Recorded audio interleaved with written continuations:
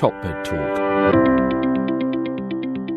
Well, hello, I'm Desiree Chappell, and this is Top Med Talk. We are coming to you live from the American Association of Nurse Anesthetists 2019 Annual Congress in Chicago, Illinois. AANA 2019 is a gathering of over 3,000 certified registered nurse anesthetists, or CRNAs, for the largest networking and educational event in nurse anesthesia. This year, the AANA has partnered with Top Med Talk to bring the meeting to our listeners. Over the course of 3 days, we've been sitting down with presenters, AANA leaderships, delegates to discuss hot topics in the CRNA community and anesthesia practice.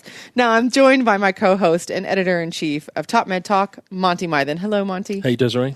We're in the final stretch here. I'm excited. It's that last interview. They've all been wonderful. We've had really great conversations. Mm-hmm. But I've heard there is a city out there called Chicago, and there's a hint through the window that the sun might be shining. Oh. Are we allowed to go out for half an hour? I hope so. Everyone that I've talked to that has been at the meeting this weekend, I think everybody's ready to hit the sunshine. Because apart from, we have given away that we've been out for supper. We did go. Yeah, we've had the hot dog story, we've had the pizza story, blah blah blah. But we have. I don't think sunshine. Yeah.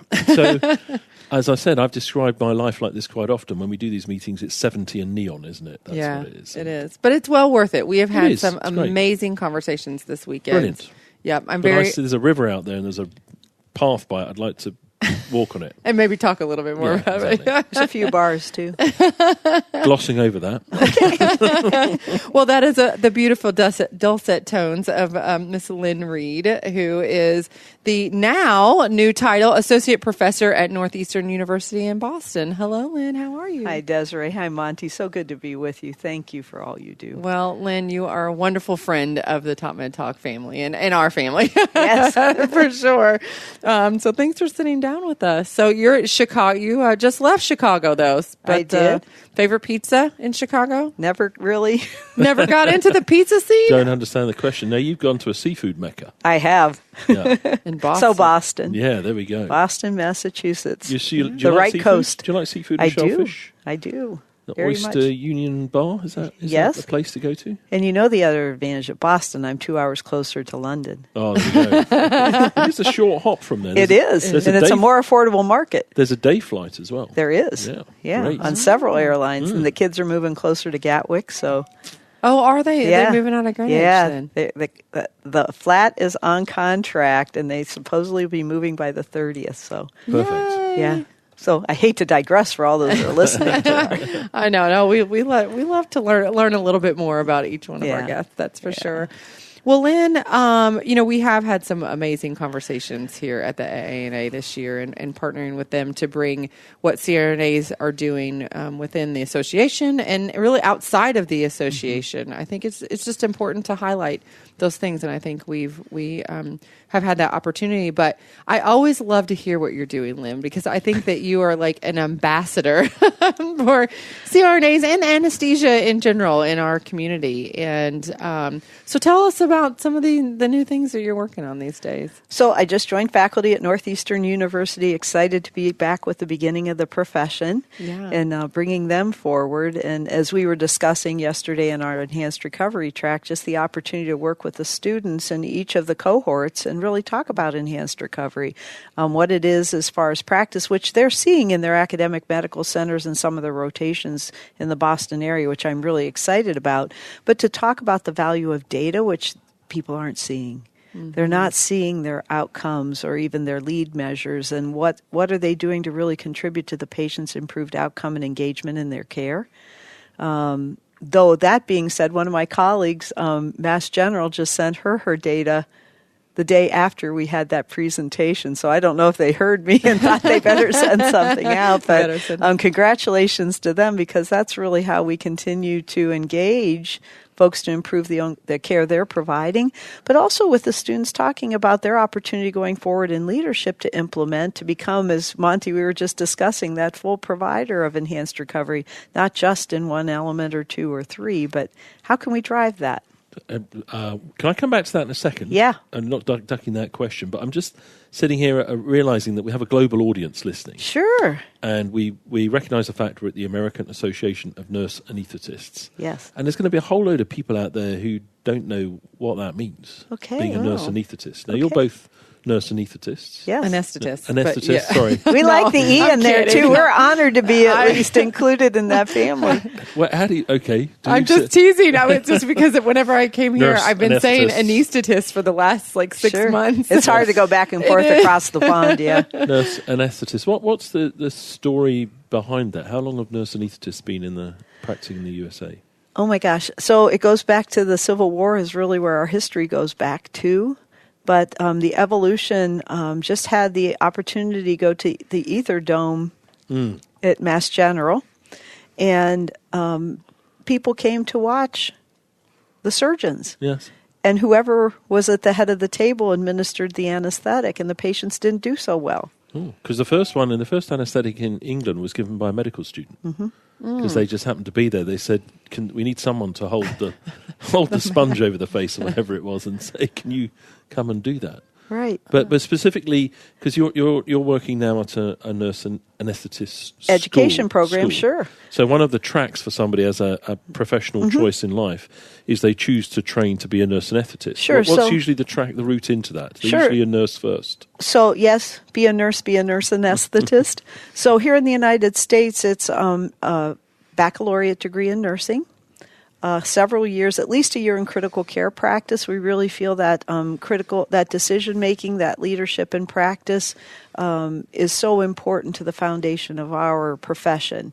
The high touch, the high caring that we think we bring as nurses, and I'm pretty confident that's the truth. Describe a journey to me. So nurse, BSN, and how long does that take? Baccalaureate, 4 years. 4 years, yeah. And then a year or two of critical care nursing, but so we're 6 seeing years. even more. Yeah, we're up to 6 years. Yep. And then 96 of our nurse anesthesia programs now are at the doctorate of nursing practice level. The remaining 25 are masters in nursing. So how many more or years is that then? So probably about another 3 years. Okay, so we're up to 9 or 10 years. Correct. Of training. Don't let me think about it. It seems so quick. Well, I think that is important, It's Monty. an important Thank perspective to be. So 9 or 10 years of Yeah. training, and then depending on where you work in the USA, you can either you're an entirely independent practitioner or you're working in an environment where there's co-working. Exactly. No. Care teams. Yeah. Well, and before we do that, I would add that we take a certification exam. Yep. We're licensed to practice in all 50 states. Yes. Some states, 29 states, have prescriptive authority as well, but that's not necessary to administer anesthesia. But to your point, we work with anesthesiologists, though not required, but Yes. we're honored to do that. Because there's a team game. It's a team, yes. Very much like critical care. because Exactly. Forever in critical Everybody care. bring their best. Exactly. I mean, I work primarily in critical care, and it's a nurse-delivered specialty. Exactly. We go around making suggestions about care packages, but the work's all done by the nurses and helped along by the junior physicians. But most of the Well, and certainly the evolution we've seen in the country too. That though there were cities that were metropolitan areas that were physician-centric and only anesthesiologists provide anesthetic, it's just not affordable. And so to increase, as we have all we're retiring, yes, fewer anesthesiologists, nurse anesthetists, that everyone needs to provide care. So that's what's happening. We're seeing the demand for nurse anesthesia practice going up. yes.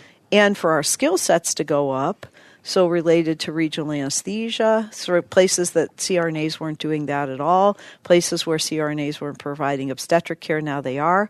However, as to your point, in the military, we've been the prime provider independently, whether it's the battlefield coming back to Langstuhl and then distributed to the hospitals here. But in our rural sector, it's a lot of nurse anesthetists and majorly nurse anesthesia provide care. And what we're seeing is more and more collaborative care where the anesthesiologists sit down and provide anesthesia, the CRNAs sit down and provide anesthesia. Everybody's taking care of the patient. And I understand part of the reason of it all happening was crisis management. There was an unmet need. There were certain places where you couldn't get physician anesthesiologists. They weren't available to do the work that was required. And I think that's what happened in a lot of places in Europe. a lot of Scandinavian countries as well. It's kind of like, come on, there's people who need looking after here. Yeah, in the late 1800s and early 1900s, really both specialties emerged. And the nurse anesthesia, probably even prior to the anesthesiologist, the physician anesthesiologist, and that's probably when the court battle started. But it was actually surgeons that brought nurse anesthetists forward. So I don't want to get into it at all, but I referred to it earlier on. There's quite a lot of ugliness you can pick up on the Twitter sphere about physicians, nurses, whoever it is, name-calling each other. It's kind of sad, isn't it? Can't we get a lid on that? Yeah. Can't we go back to thinking about the patient? That's it. Yeah. Right there. So let's move on from that. Yeah, deliver safe anesthesia. But the bottom line, anesthesia is a practice of nursing and medicine, and we share the same standard of care, and we share the same patients, to your point. So I'm totally on that board. As the ambassador, as the ambassador, for the diplomat, the ultimate diplomat. So the other work we're doing quite a bit is working with the Anesthesia Patient Safety Foundation. Yes. We're pretty excited about the Stolting Conference coming up, looking at patient deterioration. Really, we've been doing quite a lot of pre-work to look at across all folks who take care of patients in the perioperative space. What are those transitions of care, and what are those challenges you're facing that put our patients at risk? And of course, communication comes to the top.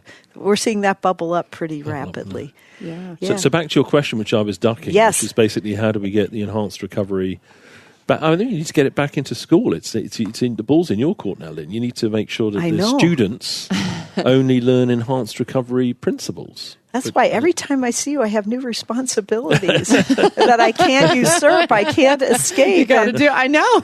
So that's why I always ask you, Monty, what is it I should be thinking about? and then for all the anesthesia providers, there's a toolbox there, which goes from the different way you speak to people preoperatively and managing expectations, your attitude to the NPO window, and then you've got to be able to do the techniques. You've got to be able to do the regional, you've got to be able to do the multimodal, you've got to be able to do the hemodynamic management, the goal-directed fluid management.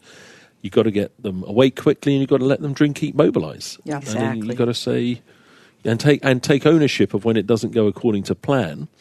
Is a lot of the post-operative morbidity is because we had a bad day at the office, and you've got to understand that. Yeah, that we get. That's our value proposition. Is that we do make a difference. Yeah.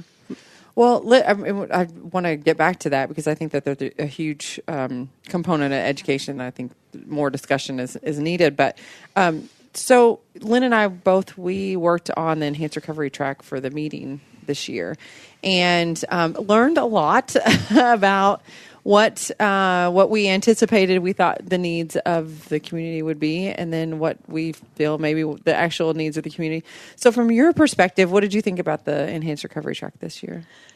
Sadly, I was presenting in other tracks, so I didn't get to attend that much, but when we were doing our planning, we were really responsive to what we've heard from our colleagues in the past, thinking that it was that implementation challenge, right? Yeah. And when what we're learning is it's also, not only, but also their individual skills, their ability to understand what enhanced recovery is. Yep. And people are really, they're still looking for that secret recipe, the secret sauce, and that's not it at all, is it? No, there is no secret sauce. There is no. There's teamwork and high levels of compliance. That's the secret sauce. That's the secret sauce. Yeah. But they're still back at how much gabapentin, what block should I do for this and for that. So I think that we still need to scale our project, moving now from the AANA and the Shared Interest Group back into the American Society of Enhanced Recovery, our CRNA committee role there. But how can we collaborate with everyone across all the specialties to bring our specialty forward? So I think we're going to have to scale it from the folks who are down here just figuring out how to get on board, how to make a difference in their practice. As we heard from Carol yesterday, she really was asked to take this project on. She did it with the best of her ability, doing the evidence-based research, working collaboratively, and learning how, as you were pointing out, Monty, using Cotter's model, how to engage people across that continuum for continued success. Yeah. And then not all CRNAs have that access to that electronic medical record. So how can you do simply what you were talking with us last night about, Monty, simply looking at your data periodically, maybe it's not moment to moment, day to day, but take a snapshot. Where'd you move from your last snapshot? Mm-hmm. Is it what we're doing working? Do we need to eliminate an element, add an element, improve an element? Who's not participating in our team that should be? And are we asking our patient what matters? Yeah. That was an important message. And that's I think the dream statistic is very tangible. So drink, eat, mobilize. Now, even if you can't get to see your patients post-op, if you've got some method where you can get feedback, if as a provider 99% of your patients are drinking, eating, mobilizing after major surgery, then you've done a great job. Now, if 50% of them are, it might be that you didn't do such a good job, or it might be that no one's trying to get them out of bed and get them fed. But you kind of need to work on understanding that, because it might be you as the provider who's just giving the wrong type of anesthetic and the wrong type of fluid management, or it might be that no one's exploiting your great product. I served them up perfect, and nobody can be bothered to work on that. It's a little red hen story, right? It is, yeah, it's worth knowing. And it's somehow we've got to try and get that information, because we all want to do a really good job. We're all very proud of doing a great job. But if we don't know what happens next. But I really like the dream. It's so simple. Yeah. It's simple yet complex, but it's a great lead measure. You're not just looking at the outcomes. You're looking at what's going to make the difference if you do these simple things. Absolutely. If you focus on those, you'll get to the good outcome, that the patient won't come back. They'll be properly hydrated. They'll be eating, drinking, mobilizing. You've addressed their discomfort so that they can manage it as they move through their recovery, but you've engaged the patient. I'd love the day where, and some people I think are there already, where the day after you've looked after somebody, you get a little text message that said, "I've just been for a walk and had breakfast, thank you."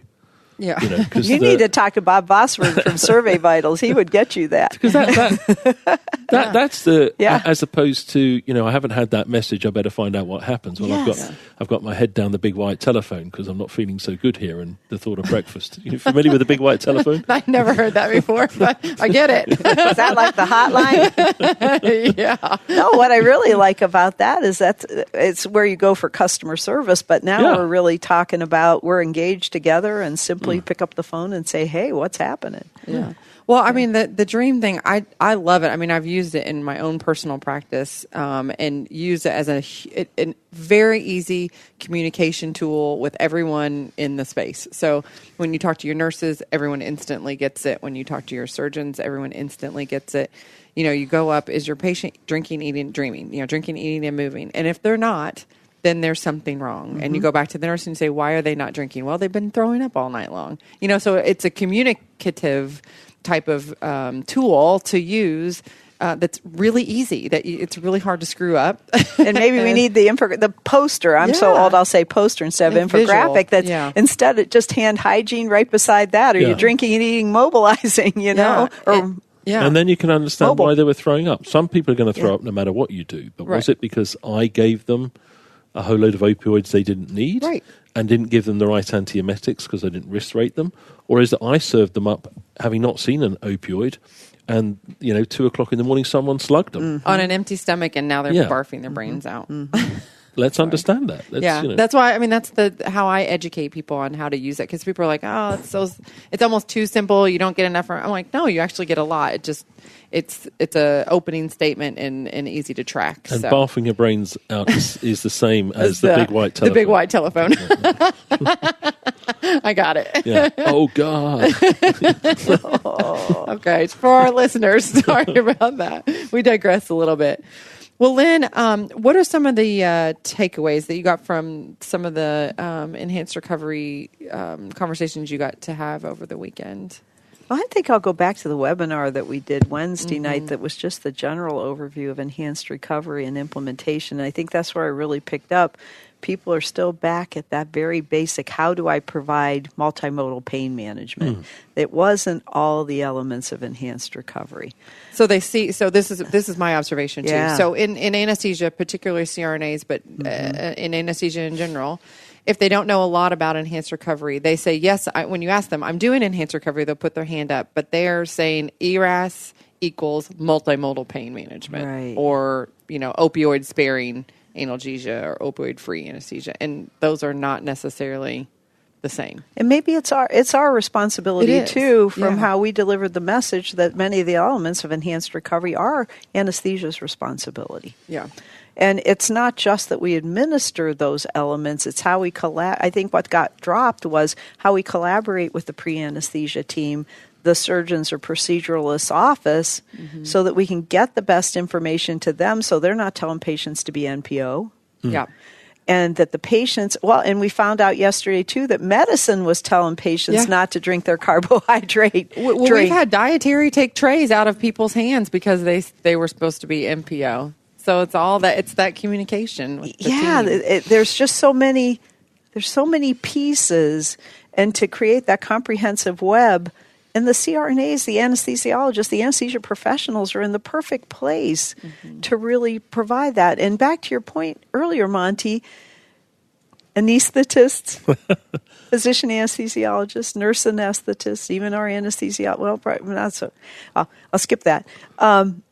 We're prepared Team to anesthesia. We're prepared to take care of the patient across the continuum, but a lot of people are still parked in the operating room. Yeah. So you got to get out and meet your colleagues. You're not going to be able to do it all. Right. You can't. And that's the beauty of it. Yeah. So other takeaways. So, Desiree, you and I are talking and thinking about what we learned this year, and we really focused on the team. Yeah, we did. Julie Thacker was here, and I'm so sorry I missed my friend, but we had the surgeon here, we had the anesthetist, we had the nutritionist. Enhanced recovery coordinators, nutritionists, We had RNs, navigators. And also so several CRNAs presented the whole continuum of a CRNA implemented program.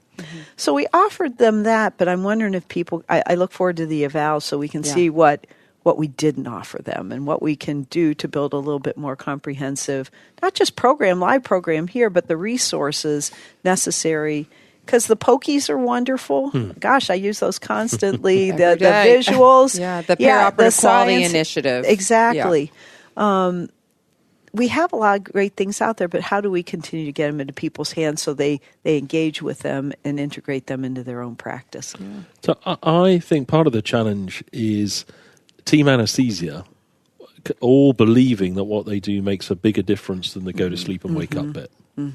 Whether that person develops complications post-operatively, we have a major influence on that. Whether it's the chest infection, the wound infection. People say, well, what have I got to do with the wound infection? Well, you look at some of the big trials on fluid management. Yeah. You give too little or you give too much, you get more wound infections. Exactly. And why would that be? Because you're affecting the perfusion of the tissues and allowing bugs to get in, and so it goes on. So we have a big impact on that. And if you don't believe that, you're having a negative impact on your own value proposition. Your head's in the sand. Exactly. We're reasonably expensive providers because what we do makes a huge difference. Yes. Yeah. But I think, that kind of struck something. So, I mean, when we, some people do say they want more science. And maybe it's not just the science of like, well, this works, this is going to work, but the pathophysiology of, okay, this is why this makes a difference because... Why would running someone dry give them a wound infection? Right. And to go about it from that angle. Really the pathophysiology of recovery and then what we're doing to affect that. When you underperfuse the GI tract, the contents of your GI tract leak into your bloodstream. Think what's in your GI tract. That's not a lovely... You've had so many lovely thoughts in this conversation. Leak that into your bloodstream and then deliver that to your wound. It's not rocket science, is it? No, it's not. And, hypotension and I mean, there's a million things that we... The warming, the antibiotics, there's just... Yeah, I mean, that's just for wound healing. That's not post-op nausea and vomiting. I mean, all these things that we don't see that we need to see, but understand the science of that. I think is huge. Yeah. Well, we need to integrate it into our thought. Yeah. I mean, it just needs to become who we are. To your point, we won't be talking about this in a few years, we hope, because it's just how we do business. I hope so. Would that be amazing? Absolutely. Yeah. Well, that's what when we interviewed Henrik Kellett. Oh, yeah. He was very much on about the pathophysiology. He was, yeah. And maybe he's seen it before we did. I don't know. I mean, you've been saying it for a while, and it's interesting because I have conversations with you all the time, so I kind of forget whenever I'm out to, like, have those same conversations with other people. It's it's kind of weird, but I think for us to go forward, I mean, like you said, for programming and just education. So it's not just how you do it; it's why you do it. Why that makes a difference. Yeah, why it makes a difference. That's where the buy-in is. Why does running someone dry give them an ileus? Why does running someone dry give them persistent post-operative nausea and vomiting? Yeah. Once you get those images and you understand it, you think, oh, I get it now. Yeah. It's not just about saying fluid restriction is bad because you cause acute kidney injury. I'm but not like, perfusing the lining of the GI tract, and when I do that, it decides to sacrifice itself. So it undergoes a process whereby it dies, and when it does that, it releases serotonin, for example. That tracks up your vagus into your vomiting center and makes you feel like, show me the big white bath your brains out. Is that right? Yes, that's right. No, I mean, it's an interesting conversation. It really just provokes a lot of thought for me. I mean, about how we really get the information into the hands of the providers and get buy-in from, those people who are on the ground doing it every day. I think from the AANA perspective, it's just trying to drive the value that you add to the care in your facility. Yeah, absolutely. The importance of you. Yeah. Yeah, it's true. Well, you make a difference. Yeah. And, we were talking about, back to kind of what we originally were talking about in the podcast here was, becoming kind of a premier, or what's the word I'm looking for? You're better with words than I am, but like an enhanced recovery provider. Yeah, super provider. Super provider. Yeah. I mean, if you can be not, potentially certified, but something that shows that how you can walk in tomorrow and do the things that you need to do. So I think the multimodal analgesia is very attractive, but once you've written the recipe out, you can get pretty much anyone to give the recipe. Yeah. Mm-hmm. When it comes to regional techniques, different skill sets, being very good and dexterous and choosing to give the regional block, if you can do a QL2, deciding how much to give, what to give, but then above that, the advanced hemodynamic management. Yeah. So if you can't do the advanced hemodynamic management, you're not a super provider. Right. I totally agree. And then taking it a step further outside of the OR about understanding the principles of enhanced recovery to be able to work with your pre-op team. A lot of nurse anesthetists and anesthesia, we all do our pre-ops, to go out and be able to educate your patient and their family and to talk to your pre-op. Yeah, but the production pressure is so huge. So that's why it's really important to work with the teams. Absolutely. To do that for you. But it won't be available until August of 2020, the new AANA continuing professional certification modules that we're required to complete every 4 years, we're building the enhanced recovery principles and concepts into that, including the patient-directed care. So I'm really excited about that. So all the profession will be brought forward. And so whether you're working in a GI center, I mean, there's principles here that apply across all the care that we provide, whether we're providing sedation or major anesthesia care. Yeah. So I'm excited about that. Yeah, I think that's great. ERAS for all. And then we have to at least understand. Yeah. Lynn, one of the other things that we were able to do this year to help spread the message was developing the AANA kind of resource at a glance enhanced recovery interop, kind of a protocol. And people do ask all the time, like, how much of something do you give? So we addressed a little bit of that on there. So a little consensus work, a little evidence-based consensus work. It was. It's 1.5 pages, isn't it? It's 1.5 pages. It's very easy. brief. It's very brief. Clear. Yes, and you can literally take it in the OR and circle the things that you want to do and start tomorrow to do it. Publicly available from AANA.com. It's not hidden. It's on our resource You don't have page. to be a member. Yeah. Anybody can have it. It's just for interop. And I mean, it's so very, very basic, but at least it is a stepping stone, a starting point for people that are, wanting to, look at different multimodal pain, look at different fluid therapy, protocols. Call a mentor. Yes. There's the CRNAs who are engaged in this are so willing to give it all away. Absolutely. Anything anyone needs. Yeah. And everybody wants to share ideas. So we did a webinar last night as well. And that was just offered through the AANA, but hopefully we can, open that up as we go forward. But, we did kind of going over the interop kind of infographic, but in the hopes in the future, they were going to do just like Q&A and that we can just, have this expert panel. Because it was cool, just the expert panel sitting around talking about what we do in practice. Yeah, we learn from each other every time we get together. Absolutely, every time. And so opening that up, I think, will be a great resource. So what are you going to do next year then? What will be different? We were just talking before we all got on here together. Do we do a workshop that really we do the science, and then we do the how to integrate that science into your own practice, and give people access to the folks who are doing it, so they can kind of talk about what they already know how to do, maybe some one-on-one work. What do you know how to do? How do you garner that skills or the skill set you don't have or the resources? And then some of us that can help them talk about where's the power structure, where's the influence inside your organization, so that you can start to look for those other folks who will come on the journey with you. Because you got to have the thought leaders. Yeah, I would think. Those early adopters, you have to figure out those people who are enthusiastic about a lot of other things can usually be enthusiastic about this too. So it'll be interesting to see how the feedback comes back. But I think most of all, because we're making ourselves available year-round too versus just once a year, we continue to get that feedback. We can submit our abstract, but then we can continue to work with the professional development team at the AANA and see what we can do. But also working through EBPOM or working through ACER or Enhanced Recovery After Surgery Society. There's so many places to collaborate, absolutely, and learn. And I don't know, Monty, what else have you seen? Well, we were talking about education. We were talking about entry into practice and how do we integrate this. We've got to make sure all the schools just teach enhanced recovery principles, modern surgical care pathways. Right. It's been the new norm for a while now, so it's a bit disappointing when people say that when the new residents arrive, they have to go teach them about enhanced recovery. Surely that's what they learnt at school. Otherwise, at school, someone's spending a lot of time and money teaching them stuff we now know is the wrong stuff. That's not a good message. It could get me into a lot of trouble. It could be. It's like, tread lightly there. Though. Well, but it's true. If the residents turn up and they have to be taught enhanced recovery principles, what's been going on? Well, I mean, it's true. The textbooks lag behind what's happening in practice often. It is. Well, the fact that we're still using textbooks is kind of interesting. It's kind of interesting, isn't it? But I mean, you got to have some of that there. But I think that, I mean, for me personally, I would love to start. Let's develop the curriculum for it. Just it's very easy. Like, here it is. Here's schools, start teaching that, because they are seeing that in coming back. But I mean, I'm still, every time I give a lecture on goal-directed fluid therapy and learning that we're still, learning things from the 60s. It's the antiquated way to learn fluid therapy. I mean, that's kind of scary. And that's not just in CRNA practice. That's in all anesthesia practice. And I mean, I'm sure, that crosses a specialty. So I think that, would be kind of good to start.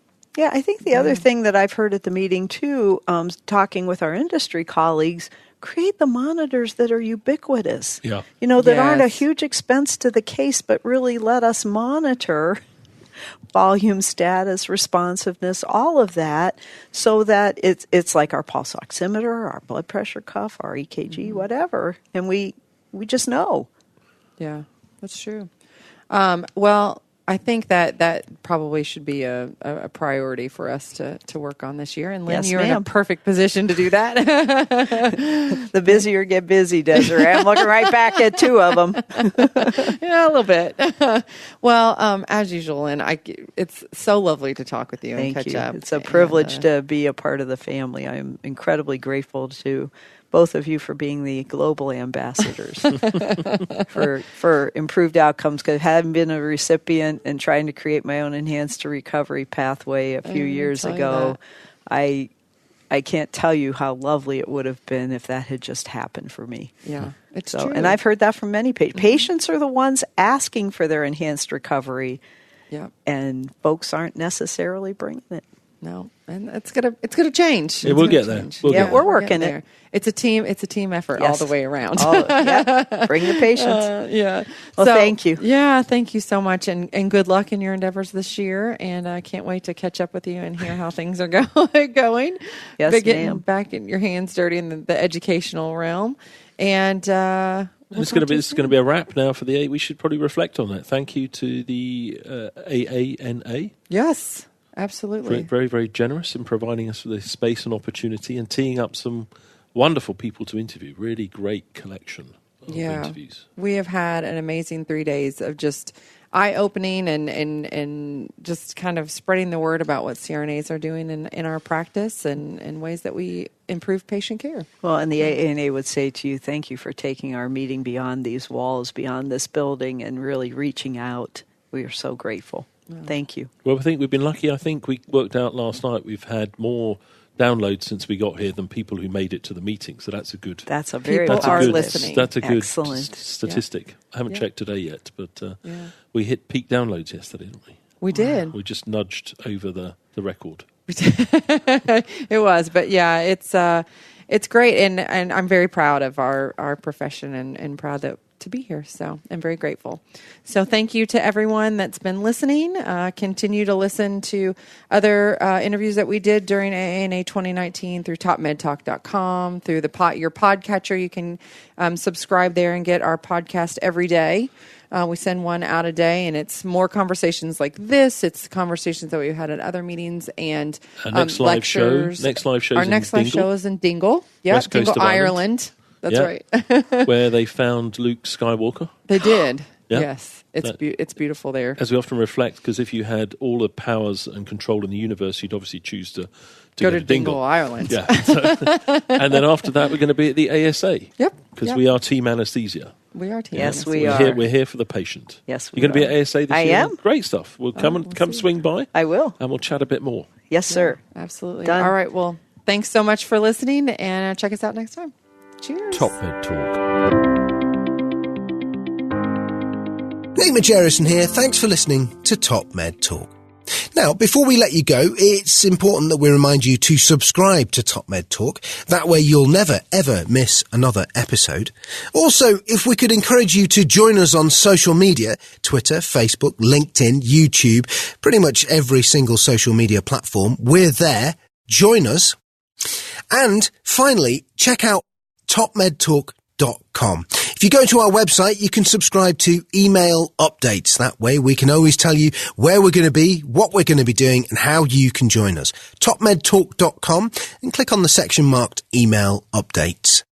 Finally, Top Med Talk is proud to act as the broadcasting arm of EBPOM, Evidence-Based Perioperative Medicine.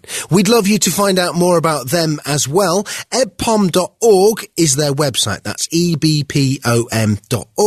And if you go to ebpom.org/meetings, you can find out about some of the wonderful meetings that we attend and cover across the year here on Top Med Talk. That's ebpom.org/meetings.